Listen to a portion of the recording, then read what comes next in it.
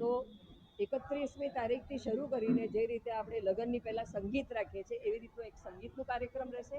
31મી સાંજે 6 વાગ્યાથી પ્રારંભ થઈને ખાસ કરીને શહેનાઈ જે સાઉથમાં જેને નાદસ્વરમ કહીએ છીએ એનું કાર્યક્રમ થશે અને એ બધા માટે જાહેર કોઈ બી આવી શકે એવા.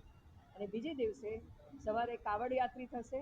સુરસાગરથી માંડીને અહીંયા આવતા આવતા લગભગ 11 સાડા 11 સુધીમાં આવશે અને અહીંયા કાવડ યાત્રી જે દૂધ લઈને આવે છે એનું અભિષેક થશે. હા હોય છે. કાવડી જે છે એ ખુલ્લા પગે દૂધ અને ઘણા લોકો હલ્દીનું પાણી હોય, હલ્દીનું આપણું અભિષેક કરતા હોઈએ છીએ. તો અલગ અલગ જાતની વસ્તુઓનું અભિષેક કરતા હોય છે. જે વિગ્રહ છે, ભગવાનનું જે મૂર્તિ છે, એ મૂર્તિને અભિષેક કરી પોતે પ્રાર્થના કરીને એ લોકો એનું આવાહન એની અંદર કરતા લઈ આવે છે.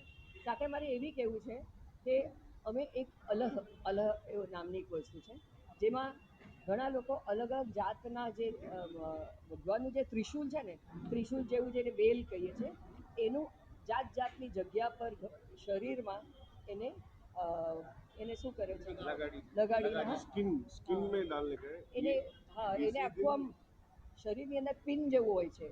એનાથી આખા શરીર ઘણા લોકો 101 કરે, 108 કરે, કોઈ 2 કરે, કોઈ 4 કરે.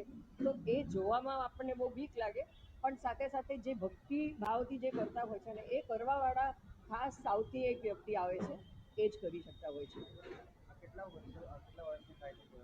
અહીંયા આ 56મું વર્ષ, અહીંયા 56મું વર્ષ છે. બાકી આ તો વર્ષોથી ચાલે છે, 500-1000 વર્ષથી ચાલે છે. એ પ્રથા બરોડાની અંદર 56મું વર્ષ આ મંદિરમાં.